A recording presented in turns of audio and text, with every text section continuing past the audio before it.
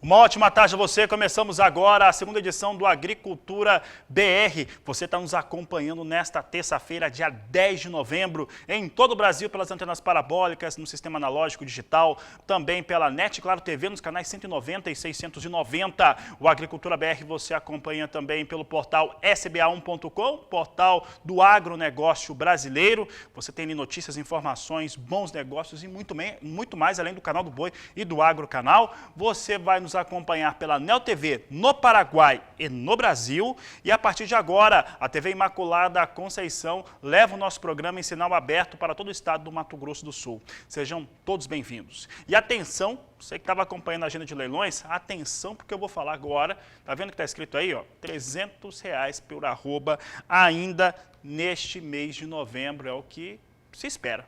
Muita gente, muitos analistas vão esperando essa situação. Nós já temos no estado de São Paulo uma referência para o boi gordo a R$290 a R$295. Há quem diga que se teve negócios travados esporádicos ou isolados, chame como quiser, para a arroba do boi gordo, em R$300 no Mato Grosso do Sul e também em São Paulo. Nesses dois estados já aconteceram negócios nesta frequência. Isso ocorre pela demanda que existe pela indústria frigorífica, que começa a entrar numa situação, já estava, mas vai ficando pior a situação da indústria em busca de animais para o abate.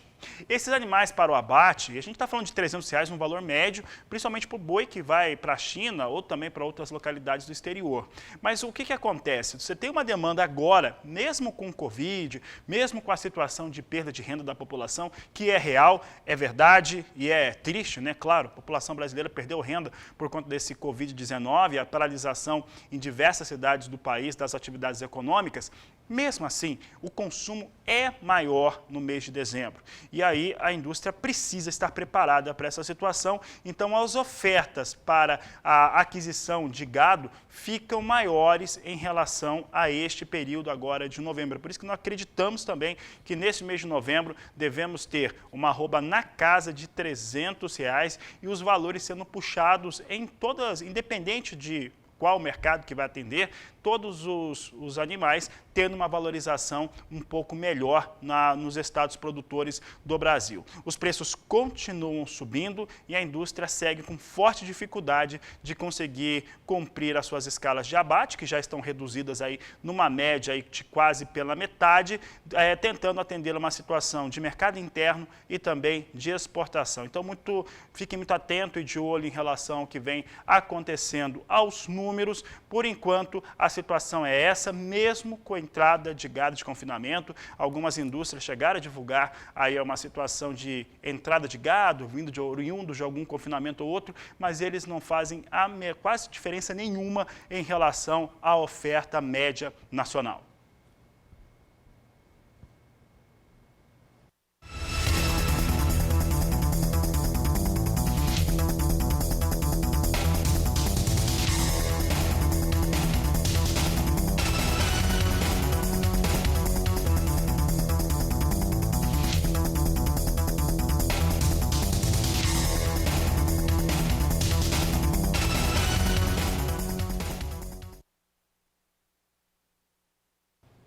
E o Agricultura BR fala agora a respeito dos números da Conab para a safra 2020-2021. Os números foram divulgados hoje, simultaneamente IBGE e Conab trazem seus números. É claro que as metodologias são diferentes, mas eu já vou adiantando, eu realmente estou muito desconfiado de alguns dados que são apresentados, principalmente para a soja, né? Olha, para a soja a coisa está complicada, quadro de oferta e demanda não é assumido já há muito tempo, tem se mudado a maneira de divulgar no relatório e, no nosso entendimento, é uma forma de tentar não mostrar que não tem soja no Brasil há muito tempo e que a situação fica pior também para o ano de 2021. Então, muita atenção, sojicultura, a isso. Temos também, dentro dos números apresentados, uma safra de milho reduzida pela Conab nas suas estimativas. E eu vou mostrar agora os números gerais, porque, olha, cai o número da produção de arroz, cai o número da produção de feijão, cai o número da produção de milho um pouco. né? O milho fica praticamente igual da safra 19/20, mas essas duas culturas caem, é a soja que sobe. Veja só que a safra deve ser recorde. Você tem aqui alguns números, os números da estimativa geral da Conab para a produção de grãos no Brasil, em 268.940.000 toneladas, uma alta de 4,6%, é o que eu vou mostrando aqui no Agricultura BR. A área aumenta 1,8%, vindo para 67.110.000 toneladas, é o que o Agricultura BR destaca para você, mostrando como é que fica essa situação de oferta em torno daquilo que nós temos da produção geral de grãos no país. É uma safra recorde, ela é baseada basicamente em cima daquilo que nós temos de produção de soja e uma boa safra de milho. Mas durante o programa de hoje eu vou falar de feijão, arroz e milho. Você vai entender que nós temos uma situação bastante apertada a partir do ano de 2020 e como que isso pode ser uma oportunidade para o produtor.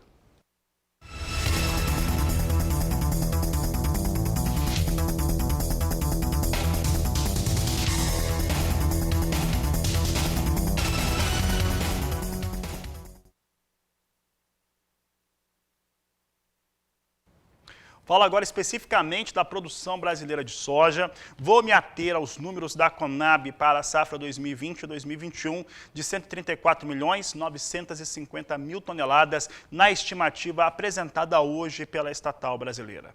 Sem dúvidas, deve ser a maior safra disparada do Brasil, atingindo também uma exportação recorde. É o que eu vou mostrar agora aqui na tela. Safra 2021, de acordo com o Conab para a soja. Veja os números, 134.950.000 toneladas, 135 milhões, vamos dizer assim, é a estimativa de produção da estatal brasileira, numa área ocupada recorde de 38.200.000 hectares, para uma exportação que também deve ser recorde de 85 milhões de toneladas. Já em relação à safra 19/20, a Conab estima que vai exportar 82.700.000 toneladas. A questão, e aí a diferença de números entre IBGE e Conab, claro que os métodos são diferentes, a gente sempre frisa isso, método, tempo considerado são distintos. O Instituto Brasileiro de Geografia e Estatística considera o ano comercial, enquanto que a Conab considera o ano safra. Então, só por isso já fica distinto.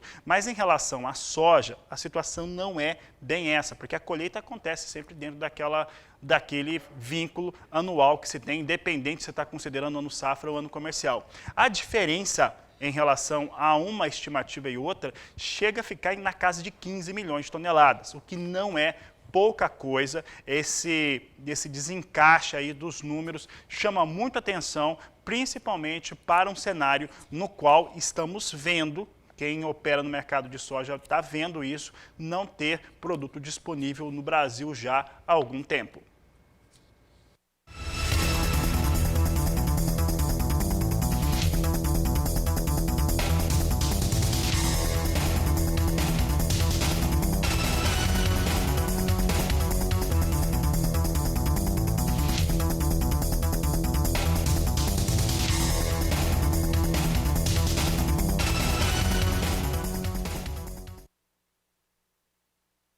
Como acontece toda segunda-feira, ao final do dia, tivemos o Departamento de Agricultura norte-americano apresentando o seu relatório de acompanhamento de lavouras no final da tarde desta última segunda e trouxe uma situação de colheita da oleaginosa nos Estados Unidos, chegando na casa de 92%, um avanço de 5 pontos percentuais frente ao que acontecia um domingo antes. Veja só como é que ficou a colheita norte-americana. Você tem aqui a colheita como ela vinha até domingo, na semana encerrada no último domingo, portanto até 8 de novembro deste ano, é em 92%, enquanto que a média dos últimos 5 anos fica aí na casa de 90%, é acelerada a situação de colheita nos Estados Unidos, ou a área é menor, eu acredito aqui muito mais em uma área menor.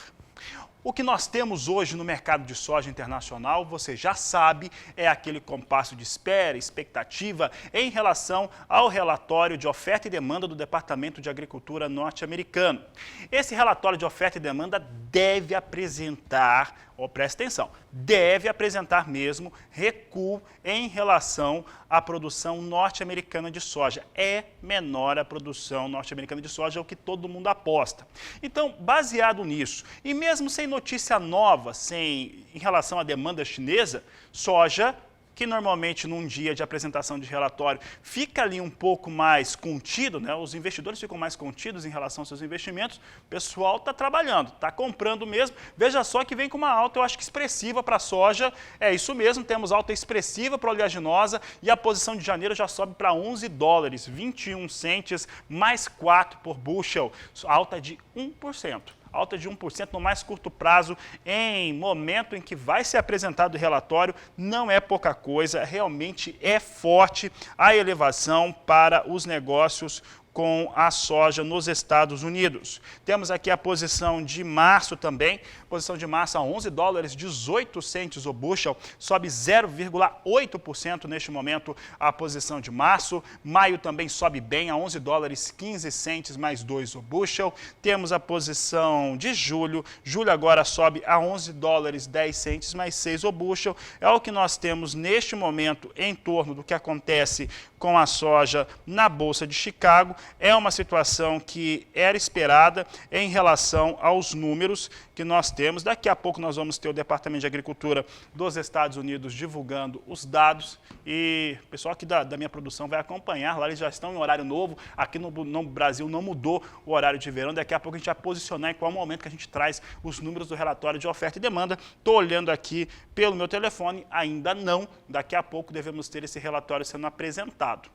Por aqui eu falo sobre dólar, dólar comercial, você acompanha comigo na tela como é que vem a moeda norte-americana, vem com queda, R$ 5,34 mais 9, queda de 0,78% para a moeda norte-americana, que nós temos agora o dólar. Inclusive, o dólar nessa última segunda-feira chegou a operar em 5,27 ou 5,26, dependendo da fonte de informação. O dólar tem ali as mensurações diferentes de acordo com a fonte de informação, mas ontem chegou a 5,26, 5,27, fechou com queda, mas não tão expressiva quanto ocorreu durante o dia, né, Pulga? E o dólar vem de novo em queda aqui no Brasil. Como é que está o mercado financeiro? Como é que vem reagindo a vacina, que está dando certo, né? Isso é uma notícia muito boa. Tem a relação da eleição do Joe Biden nos Estados Unidos, vacina que deu certo. Os efeitos maiores foram ontem, mas hoje o mercado continua muito animado. Boa tarde, seja bem-vindo.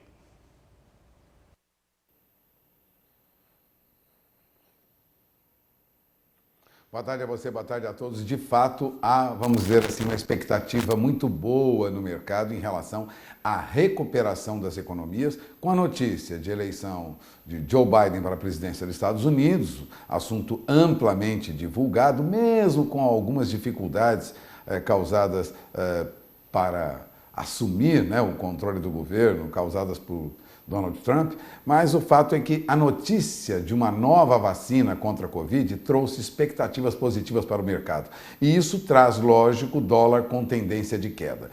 No caso do Brasil, o câmbio não é tão, vamos dizer assim, tão fácil assim para administrar, né? O Banco Central vai ao mercado hoje de novo, atua, tenta conter uma alta no dólar, evitar que o dólar se mantenha no patamar de 5,40 e agora já opera 5,34. Tem resistido à faixa de 5,35, ou seja, encontra dificuldade para ser negociado abaixo de 5,35. Se bem, você lembrou bem, em alguns momentos, segundo algumas consultorias, chegou a cair para 5,27, 5,26, em alguns momentos até R$ 5,22. Mas essa oscilação acabou trazendo de novo uma queda muito pequena ontem, de modo que voltou à faixa de 5,38. Hoje chegou a operar até em alta de R$ 5,41. Então o dólar vai oscilando ao sabor aí do movimento, né, na política internacional e nas expectativas em relação à recuperação da economia mundial. O dólar tende a se desvalorizar, mas não de modo tão rápido como a princípio poderíamos imaginar, R$ 5,00, 5,10. Os analistas ainda mantêm expectativa de que até o final do ano, frente ao real, o dólar se mantenha na faixa de 5,25. No máximo, 5,25, pouquinho abaixo, um pouco acima. Portanto, a expectativa é melhor se compararmos com os valores de hoje. Agora, o que acontece no mercado internacional é uma alta dos preços do petróleo que já vai influenciando preço de algodão, preços de negociações de diversas commodities e mais do que isso, né? Vai influenciando também os mercados de bolsa, a ponto de alterar até o comportamento de bolsas na Europa. A alta do petróleo significa que expectativa é de maior demanda por petróleo no mercado internacional. E isso, lógico, contribui também com o nosso índice Bovespa, porque as ações da Petrobras vinham em alta de mais de 4,5% agora há pouco e o índice Bovespa sobe junto. O índice Bovespa agora sobe 1,19%, acompanha o que ocorre nas principais bolsas da Europa, em alguns dos principais índices de ações, de papéis negociados nos Estados Unidos, aos 104.744 pontos, ou seja, não chegou aos 105 mil, mas chegou perto,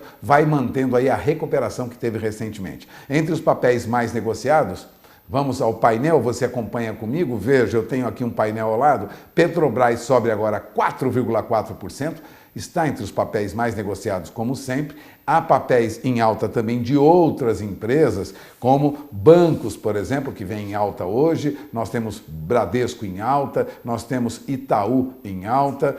Há uma movimentação, vamos dizer assim, no mercado de alta em todo o mundo. A expectativa é de que nós tenhamos aí uma recuperação com essa nova vacina e com a perspectiva de auxílio, vou repetir, auxílio financeiro do governo americano para empresas e para trabalhadores lá nos Estados Unidos. Isso estimula o mercado, alivia tensões, mas de olho na informação, porque aqui no Brasil as contas do governo continuam sendo muito preocupantes.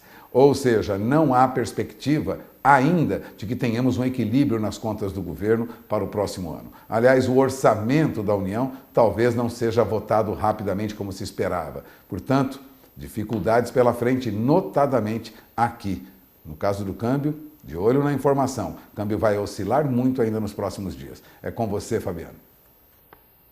Obrigado, Walter Pulga. Obrigado pela participação. Por aqui eu vou seguir falando a respeito de soja e soja negociada nos portos do Brasil.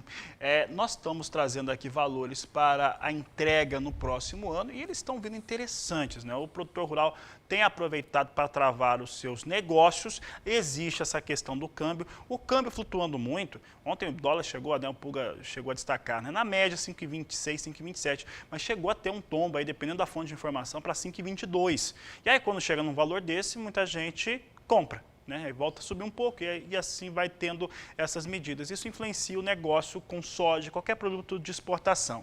Ainda assim, veja que interessante está, como é que estão os negócios, estão interessantes para março, né? Venda, entrega em março de 2021 no Porto de Santos para soja, saca a R$ 138,00 por saca. Porto de Paranaguá, R$ 139,00 a saca, de acordo com a apuração dos nossos amigos aqui da Grãos Corretora. É o que o Agricultura BR vai destacando para você. E olha, hoje é um dia interessante para falar disso, porque a relação de oferta e demanda, principalmente a demanda no mercado internacional, ela vem influenciando muito os negócios e principalmente o modo de trabalhar dos produtores rurais de soja e milho no Brasil e nos Estados Unidos.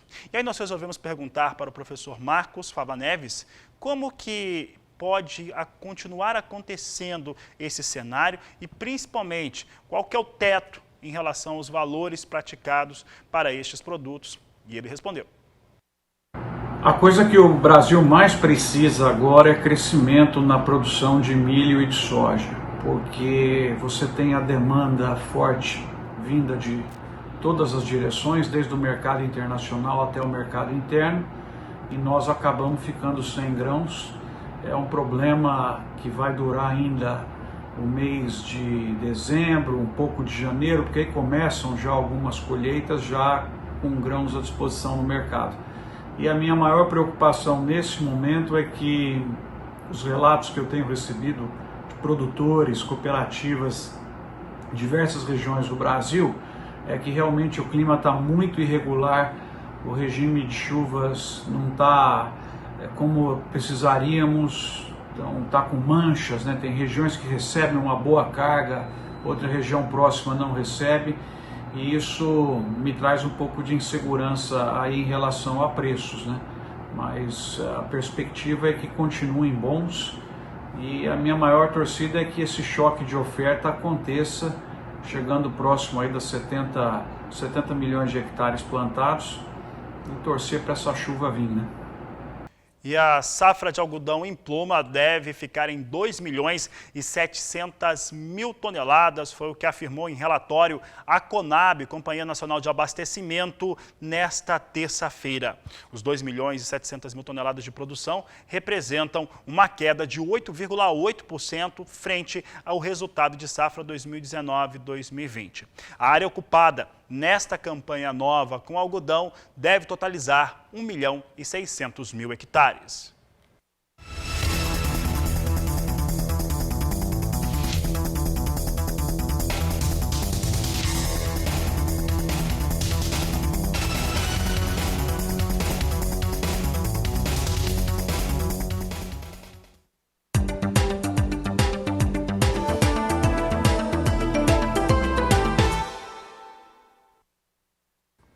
Números da Conab, Companhia Nacional de Abastecimento, trouxe o seu segundo levantamento para a safra 2020-2021, trazendo uma estimativa de 104.890.000 toneladas de milho nas 3 safras no qual se trabalha aqui no país o cereal. E isso representa uma queda frente ao primeiro levantamento para a safra 2021, e essa safra, com isso, fica menor do que o resultado da safra 2019-2020. É o que nós vamos mostrar agora, situação para a safra brasileira de milho. Isso é importante para o agricultor e é importante para a pecuária. Então, atenção todos, que isso representa o que acontece na disposição de produtos no país. Observe que a primeira tela que eu trago aqui na Agricultura BR é em torno do que acontece nas 3 safras e o total produzido. Então aqui você enxerga muito bem as 104.890.000 toneladas a serem produzidos num total de 18.400.000 hectares. Na primeira safra, 26.490.000 toneladas para o milho. Observe que não chega a 27, é a primeira oferta de milho até o meio do ano, então essa primeira oferta é pequena, vindo de um momento de arroxo. Esse arroxo que eu falo é o que nós estamos vivendo. Nós estamos vivendo um arroxo de milho, mesmo depois da colheita da segunda safra 19-20, nós vivemos um arroxo com a oferta de milho. Esse arroxo não reduz, preste atenção no que eu estou dizendo, não reduz na primeira safra de milho no Brasil. E tem que dar tudo certo, porque a segunda safra brasileira de milho, apesar de ser expressiva, 76.760.000 toneladas, frente às necessidades que você vai ver agora de consumo e de exportação, é baixo. O Brasil precisa produzir muito mais milho. Então, 76.760.000 toneladas, e a terceira safra, que é produzida em algumas regiões do Nordeste e do Norte do país, 1.640.000 toneladas. É uma safra muito menor, evidentemente, e aí com uma oferta fica abaixo de 105 milhões de toneladas. É o destaque que eu trago para você. Agora, eu vou mostrar como é que fica o quadro de oferta e demanda. Primeiro, a questão é que eu não acredito que se tenha aí 10 milhões de toneladas no estoque de passagem da 19-20. Aliás, alguns números da Conab, principalmente os da soja, e no caso aqui de milho, precisam ser vistos aí com mais rigor, principalmente essa história dos estoques de passagem. Se tivesse 10 milhões de toneladas de estoque em passagem no Brasil, a situação de oferta não seria essa que nós estamos vendo. Olha só o que nós temos aqui. O quadro de oferta e demanda da Conab, com uma produção de 104.890.000 toneladas, consumo interno de 71.820.000 e uma exportação de 35 milhões de toneladas. A Conab está aliviando aqui na sua estimativa de exportação. A maior parte das empresas privadas acredita em 40 milhões aqui. Por que 40 milhões? Porque o negócio fica muito interessante para as trades, para o produtor também, por conta do agricultor, por conta do dólar. Então, um dólar forte vai fazer com que se eleve. Aqui é uma forma de você equilibrar a situação com o consumo interno no país. Então, fique muito atento, porque milho mantém preços elevados no ano de 2021 e, mais do que isso, se der errado lá aquela segunda safra, alguma coisa na segunda safra, nessa oferta, ou se não melhorar a situação de produção, o arroxo continua e pode ficar pior do que esse que nós vimos no ano de 2020.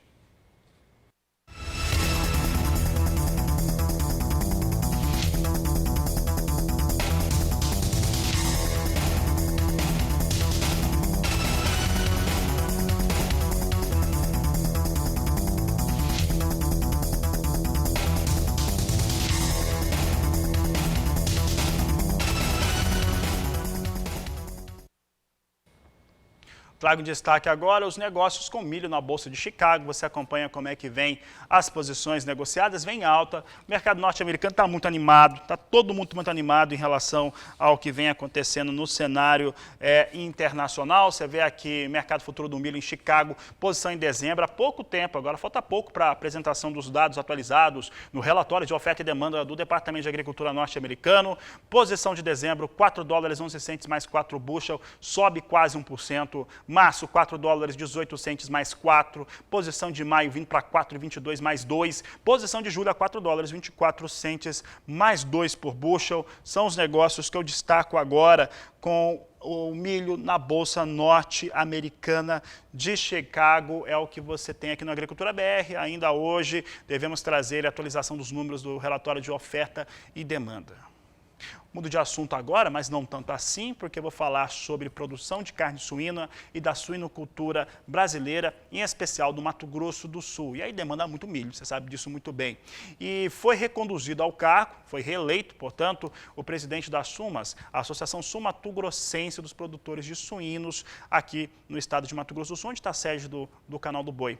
E o Alessandro Boix foi reconduzido. E é com o Alessandro que eu falo agora. Alessandro, um prazer falar contigo aqui no Canal do Boi, no Agricultura BR, e eu quero saber, primeira questão é a relação da produção sul-mato-grossense de suínos com um cenário atual que demanda muito mais carne suína para exportação e atendimento também ao mercado interno. Uma boa tarde, seja bem-vindo.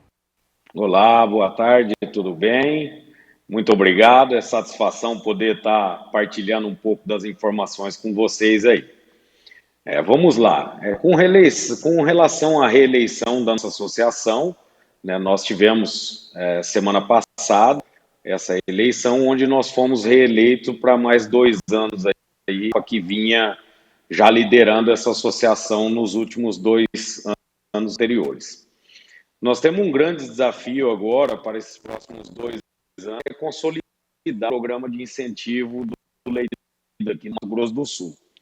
Tendo em vista que é um programa pioneiro, né, um programa com certeza muito relevante à nossa produção e vem incentivando a produção de suínos crescer aqui no estado. Nós temos que consolidar, nós fizemos esse programa uma reestruturação bem complexa nele, fazendo com que as granjas sofressem avaliações para poder receber esse incentivo, e agora nós temos que, nesses próximos 2 anos, reestruturar e ir dando mais sustentabilidade nesse programa que vem trazendo muitos benefícios para a suinocultura sul-mato-grossense. Também temos um grande desafio quando se diz a volumes. Mato Grosso do Sul vem sendo o estado que mais cresce na suinocultura nacional. Nós já tínhamos um crescimento previsto, está sendo trabalhada há praticamente 3 anos essa ampliação no nosso estado e temos um grande desafio para os próximos 3 anos, que será quase que dobrar a capacidade de abate que tem hoje no estado do Mato Grosso do Sul. Isso já era um programa traçado para o estado, ele sendo acelerado devido a essa demanda que nosso setor e todos os setores do agro vêm tendo com relação ao mundo, principalmente à Ásia. A suinocultura vem tendo uma participação muito grande nas exportações, principalmente lá para a Ásia, onde Mato Grosso do Sul vem sendo beneficiado também, mesmo não sendo um estado com aptidão para exportação, porque nós temos 2 grandes indústrias instaladas aqui no estado, onde elas são mais voltadas para atender mercado interno com produtos industrializados. Mas vem aumentando muito essas exportações, principalmente na parte de subproduto e miúdos.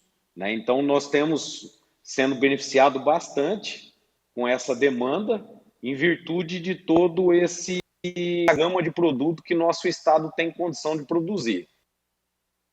Alessandro, eu estou aqui, enquanto você fala, estava lembrando de algumas situações que a cadeia produtiva da carne suína passou no Mato Grosso do Sul. Nós tivemos algumas crises graves em anos anteriores em relação ao produtor, principalmente, que acabou ficando com a sua produção toda na mão, né? Teve alguns casos aqui terríveis no estado de Mato Grosso do Sul. O momento é completamente outro, um momento de fortalecimento de cadeia, no qual o mundo começa a consumir muito mais carne, seja ela bovina, suína ou de frango. E aí eu te pergunto como estruturar a cadeia produtiva sul-mato-grossense de uma maneira a enfrentar uma possível crise, aproveitar um cenário no qual se tem um mercado com muito apetite por essas carnes e levando em consideração a característica do Mato Grosso do Sul de uma industrialização mais afinada para o mercado interno. É a pergunta que eu te faço.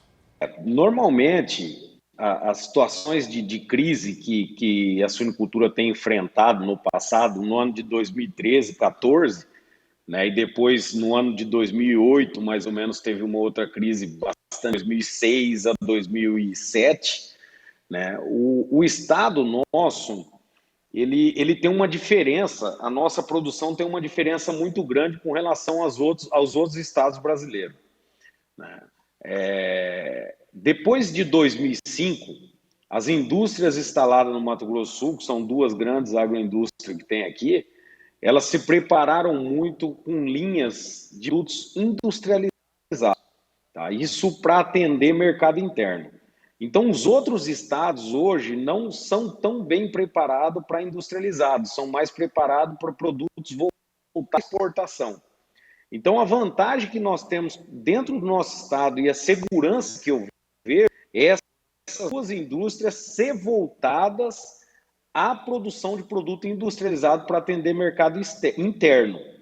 Então, quando ocorre uma crise, normalmente ela vem por demanda externa, né, por fechamento de outros mercados ou de algum mercado que a gente tem mandado bastante, como ocorreu no passado várias vezes com relação à Rússia.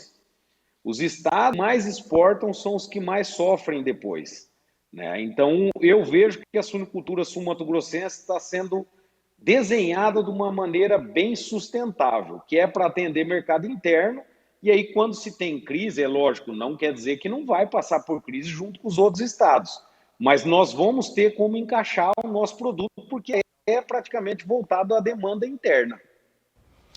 Muito bem, Alessandro, obrigado pela participação aqui no Agricultura BR. Eu conversei com o Alessandro Boigues, ele que é presidente da Associação Sul-Mato-Grossense dos Produtores de Suínos. Então, muita atenção aí, você vê um momento muito especial para o Complexo Carnes do Brasil, e é aquilo que nós temos dito aqui através do professor Marcos Fava Neves, é o momento de se tornar melhor antes de se tornar maior. Então, aproveitar mesmo esse cenário para conseguir melhorar a genética, produtividade e assim por diante. Em qualquer cadeia produtiva de carnes do Brasil, melhora a sua genética, faz aumentar a produtividade, não necessariamente expansão de área ou qualquer outro tipo de posicionamento. A seguir no Agricultura BR, vou falar de arroz e feijão. Por que arroz com feijão? Porque é fundamental aqui na cultura do Brasil. E olha só, tem queda, tá? Tem queda, a produção de feijão vai ficar 3,8% menor, a de arroz 2%. E você já sabe, tem que estar preparado para essa situação. Teoricamente atende a demanda interna, mas daqui a pouco eu falo mais depois do intervalo comercial. Hoje teve a apresentação do segundo levantamento de safra 2021 feito pela Companhia Nacional de Abastecimento. É por isso que eu falo agora da oferta de feijão. E olha, atenção, porque a produção brasileira de feijão foi estimada pela estatal em 3 milhões e 100 mil toneladas, uma queda de 3,7%. Vamos ver na tela, é um número que chama atenção. Feijão é um produto essencial na cesta básica brasileira, 3 milhões e 100 mil toneladas, uma queda de 3,7%. Só ressaltando aqui, ó, a primeira safra vai ficar em 1 milhão e 40 mil toneladas. A primeira safra, com 1 milhão e 40 mil toneladas, recua 5,8%. Então, é uma queda bastante considerável na oferta de feijão no Brasil. A área é de 2 milhões e 900 mil hectares ocupados com a cultura na campanha 2020-2021.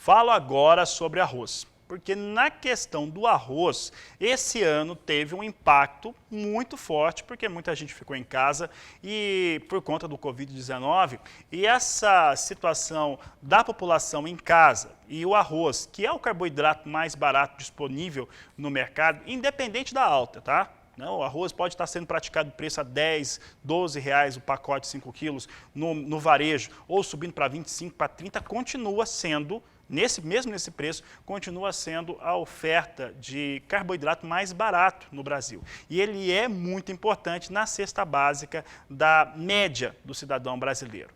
Então, esse ano nós tivemos uma relação que impactou, porque você teve uma compra muito exacerbada de arroz de uma vez só no varejo brasileiro, acelerou os preços, isso fez com que se desse a impressão de que não havia arroz suficiente, mas na verdade houve um aumento, mas um aumento que não era tão grande assim, de 300 mil toneladas, de acordo com os números da estatal, da Conab, isso atenderia a oferta, que a oferta atenderia a demanda brasileira.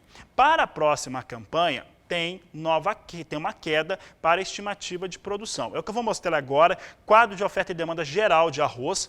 Pelo quadro de oferta e demanda, olha só, produção estimada em 10.960.000 toneladas. O Brasil vai importar 1.100.000 toneladas. Com isso, o suprimento total, que é 1.100.000 que vai ser importado, 10.960.000 de produção e umas 620.000 que eu não coloquei aqui no gráfico, que é o estoque de passagem da safra 19/20, vai dar um suprimento total de 12.590.000 toneladas. Então, isso, mais os 620.000 que eu não coloquei aqui, vai dar 12.590.000 toneladas.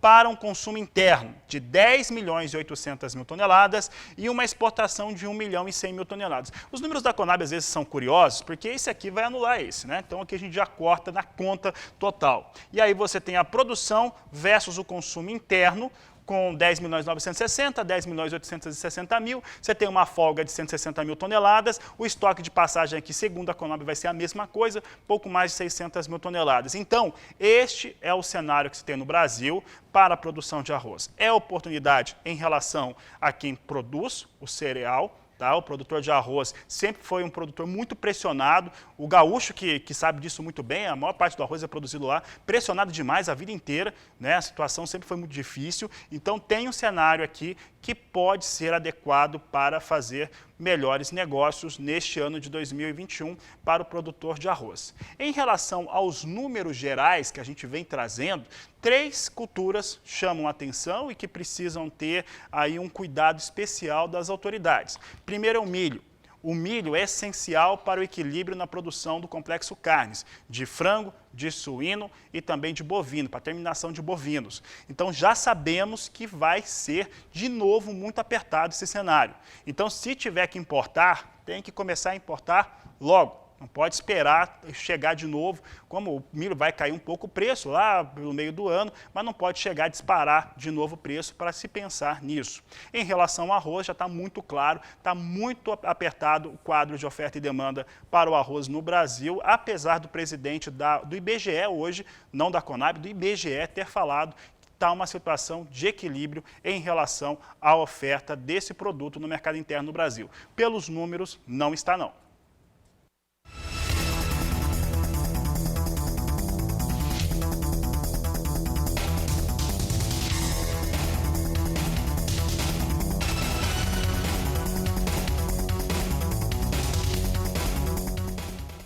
Fala agora sobre café aqui no Agricultura BR. Nós vamos trazer a análise do Itaú BBA, que vai trazer um resumo daquilo que nós temos falado já aqui no Agricultura BR já há alguns meses. Primeiro, a safra 2020-2021 no Brasil, ela é de bianualidade negativa. É o primeiro ponto. Segundo, as áreas de produção sofreram demais com a seca. Isso reduz a produtividade. Com isso, estimativas de, no máximo, de produção de café na safra 2021, ao contrário do que o Departamento de Agricultura norte-americano falou, que é um número completamente fora da realidade, mas no máximo a produção brasileira chega a 58 milhões de sacas, com uma redução total de 30% de 21% total e uma redução do arábica de 30%. É o que nós vamos ver nessa entrevista do analista do Itaú BBA, o César Alves, para o jornalista Walter Pulga Júnior, lá em São Paulo. Confira. A produção brasileira de café deve recuar muito daqui para frente em função da bianualidade e de problemas climáticos. Bom, a análise de César de Castro Alves, do Itaú BBA, apontam isso num relatório já distribuído recentemente. Obrigado mais uma vez por ter atendido o nosso convite, César. Vamos explicar quais são os números que vocês apuraram em relação ao café. Nós vamos produzir muito menos no ano que vem? A gente acha que sim, é menos, né, do que o esperado. Não é ainda um momento bom para a gente ter boas estimativas, né? Acho que é até importante dizer que o Itaú BBA não faz esse trabalho de levantamento de campo, como a Conab faz, né? Então, o que a gente fez foi um exercício com possibilidades um pouco mais, aparentemente, reais do que seria um ano normal, né? Acho que vale lembrar que no ano que vem o Brasil já teria, inevitavelmente, uma safra menor de café por conta da bienalidade do Arábica, né? Esse ano nós colhemos uma safra muito alta, dependendo da fonte, foi a maior da história, dependendo da fonte, muito próximo disso. Então, foi muito ampla a safra, né? Isso faz com que os cafés, aí, os armazéns estejam bastante cheios, foi bastante falado isso aí há poucos meses, né? A colheita foi muito concentrada, então estamos vindo de uma safra muito alta. Para o ano que vem, então, inevitavelmente, a safra seria menor. Em geral, a safra de arábica, ela cai aí seus 15% a 20% no ano de baixa. Só que nós estamos observando desde o mês de agosto, setembro, uma condição climática totalmente adversa para o café, ou seja, não choveu, né? Choveu muitíssimo pouco, principalmente no sul de Minas. No mês de outubro, por exemplo, foram apenas 20 milímetros ali na região de Varginha, isso é muito pouco, e as lavouras estão sentindo isso, né? Obviamente. E além dessa falta de chuvas, a gente nota um calor muito excessivo, e isso também é muito nocivo para o desenvolvimento da safra, que agora precisaria de chuvas para ter um bom pegamento das floradas e que depois vai virar os chumbinhos e lá na frente serão os frutos. Então a gente já começa essa leitura da safra do ano que vem, né? O café sempre trabalha olhando para 12 meses à frente, porque essa nossa safra ampla que nós colhemos, ela já é passado, né? Nós vamos escoar ela agora, vamos exportar, os números serão bons, mas a gente já está olhando para o próximo ano e o que a consequência do nosso a conclusão desse estudo que nós fizemos é que a gente tem um superávit esse ano no mundo, né, de cafés, arábica e conilon, robusta, da ordem de 10 milhões de sacas, e o ano que vem a gente já teria esses 10 milhões transformando em algo como um 1 milhão de déficit, alguma coisa assim, se a produção de arábica brasileira, que é quem faz a diferença no balanço, cair aí seus 20%. Só que vai ser mais que isso, a gente acredita que vai ser mais. Então, esse quanto mais é muito difícil a gente saber. Então, nós fizemos uma simulação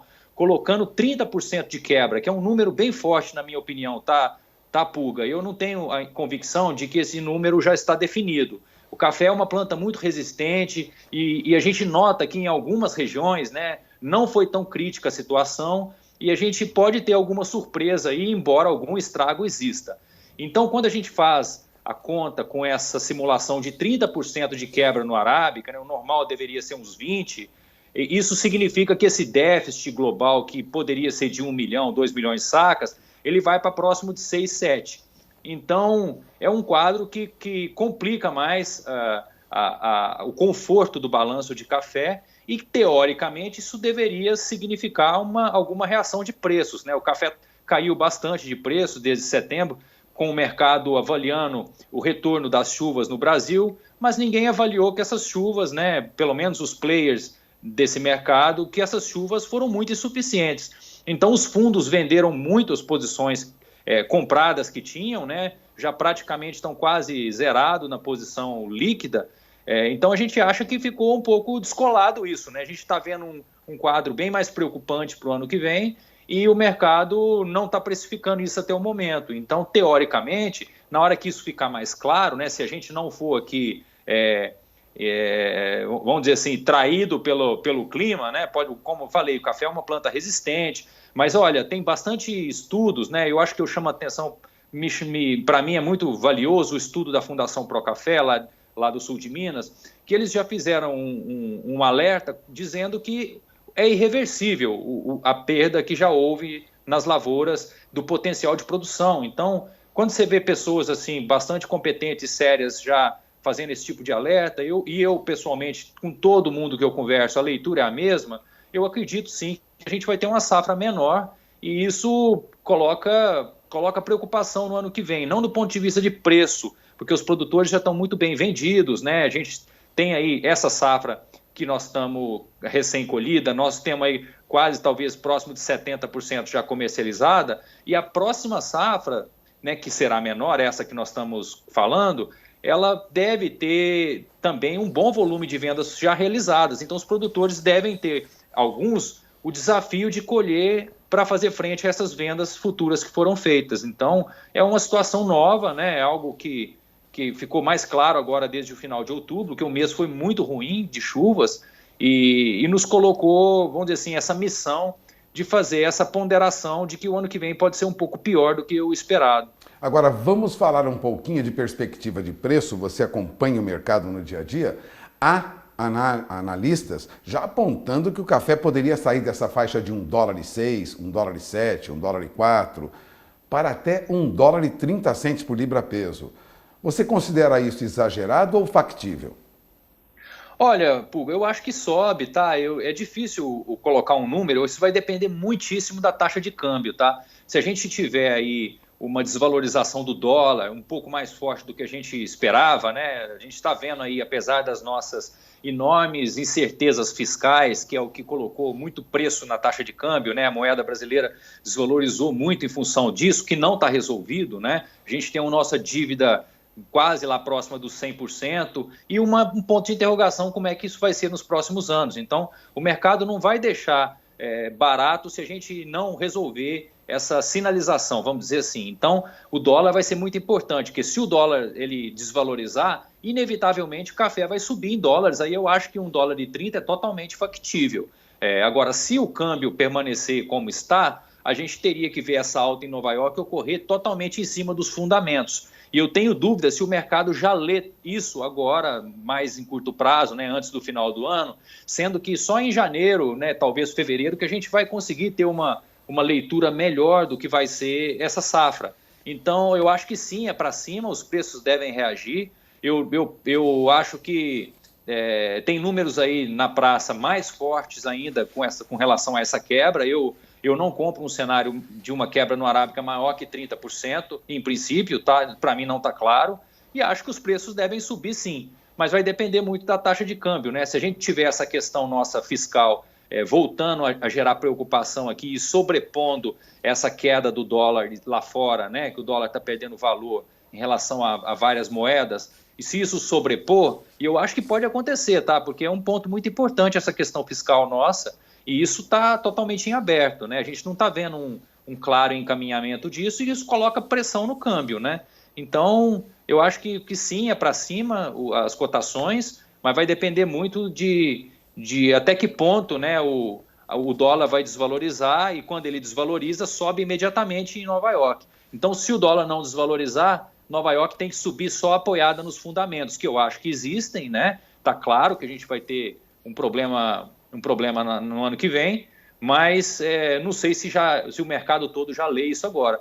Novamente, os fundos saíram muito, né, da posição comprada, que detinham, né, 30 até 50 mil contratos alguns meses atrás, hoje é praticamente zero, 5 mil contratos comprados. Então tem espaço aí para eles voltarem, lembrando que todas as commodities, né, não todas, mas a maioria, né, o açúcar, a soja, o milho, elas estão bastante compradas, né, por suas próprias razões, mas também por essa questão macro, que é o dólar desvalorizando, e aí o dinheiro, a liquidez flui para as commodities. Bom, você acaba de ouvir César de Castro Alves, analista do Itaú BBA. Mercado de café tende mesmo a uma alta, mas essa situação está amarrada ao câmbio e, lógico, à quebra da estimativa de safra que foi elaborada em meses anteriores diante de problemas climáticos aí. Bom, obrigado mais uma vez, César. Eu encerro por aqui. Walter Puga Júnior, da Bolsa Brasileira de Mercadorias em São Paulo, para o SBA.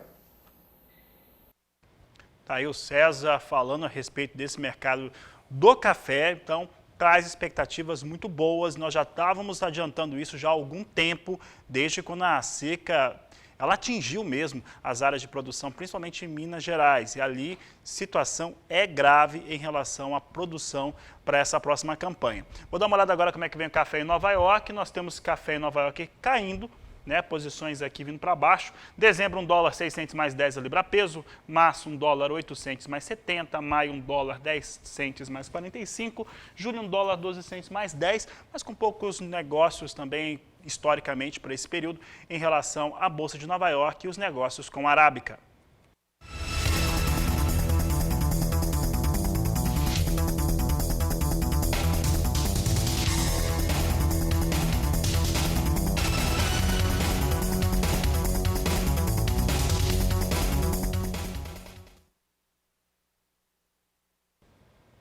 Você confere agora os negócios do mercado futuro do Robusta na Bolsa de Londres. Você tem aqui em dólar e tonelada, alta para o Robusta. Posição de janeiro a $1.359, alta de 0,89%. Março, $1.375, elevando 1,02%. Maio, $1.388, alta de 1,01%. E julho, alta de 1,07%, com $1.405 por tonelada.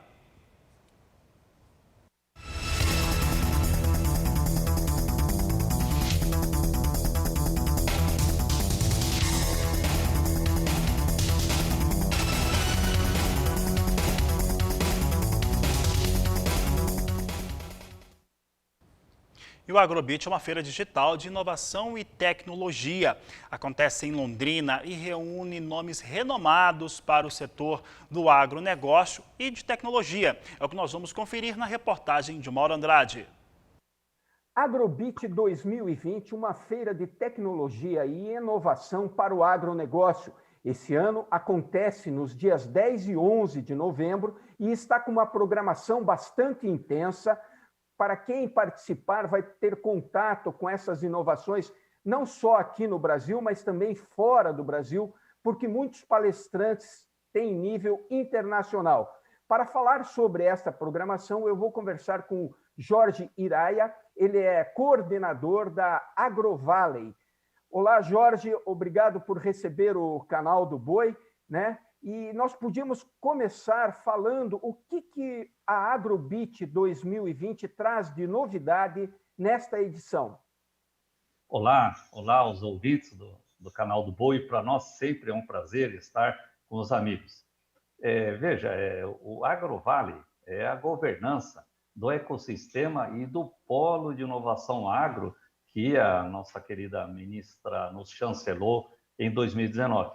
E nós fazemos a curadoria do evento Agrobit, ou seja, curadoria na prática o que é? Dar os pitacos e construir juntos os temas, né? E nós teremos realmente esse ano atrações internacionais também, tá? Com antes, dentro e pós-porteira. Ou seja, estaremos falando, por exemplo, eu diria que na área de agricultura de precisão, que todos conhecem mais profundamente, nós estamos já numa fase hoje de análise de dados, né? Porque o AP traz muitos dados para nós. E essa análise, eu diria, é o advento do tão falado inteligência artificial. Teremos alguns palestrantes nesse sentido, né?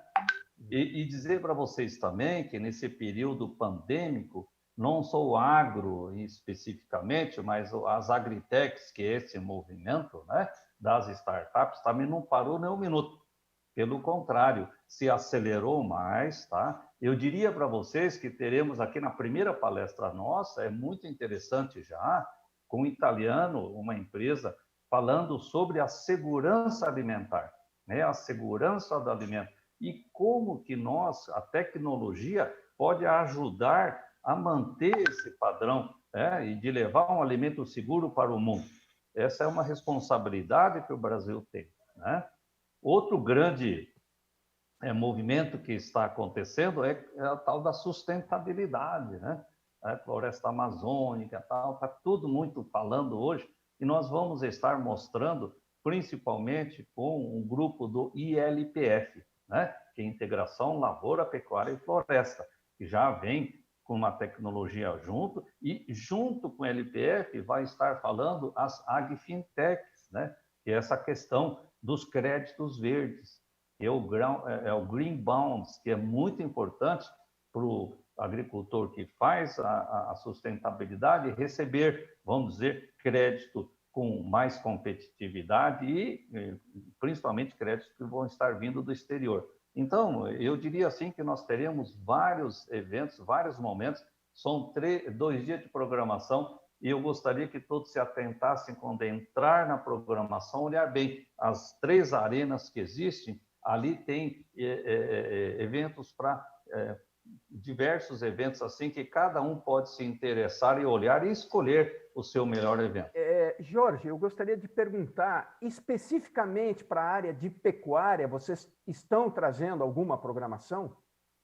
Olha, nós teremos aqui a presença do Jonathan Mack, que é famoso aí no meio de vocês, né? Um grande produtor de leite. Ele vai estar trazendo como que a tecnologia pode estar ajudando no bem-estar animal, e isso redunda em produtividade. Eu acho isso muito importante também. Nós teremos aqui, eu falei um pouco do LPF, mas tem tudo a ver com lavoura pecuária, sim, né? Recentemente, aí, em Campo Grande, a Embrapa lançou a carne de carbono neutro. Então, com certeza, o pessoal da Cocamar, o Renato, que é o coordenador do LPF, vai estar trazendo novidades para esse setor também. Ou seja, eu acho que o agro brasileiro, essa questão da inovação, está sendo afetada em várias frentes, né? E, com certeza, a pecuária é um projeto e tem várias startups hoje tramitando nesse setor. Jorge, para encerrarmos, eu gostaria que você deixasse aqui a informação para quem quiser participar, como é que faz a inscrição, como é que é o processo aí para as pessoas poderem participar. Só entrar no site www.agrobitbrasil.com.br. Ali você enxerga o ícone da programação e da inscrição. Tá? Então, só entrar lá, preencha um cadastrinho e continuar ali a sua inscrição. Ok, Jorge, mais uma vez obrigado por atender o canal do Boi e sucesso para o Agrobit 2020. Nós que agradecemos essa oportunidade de estar com vocês.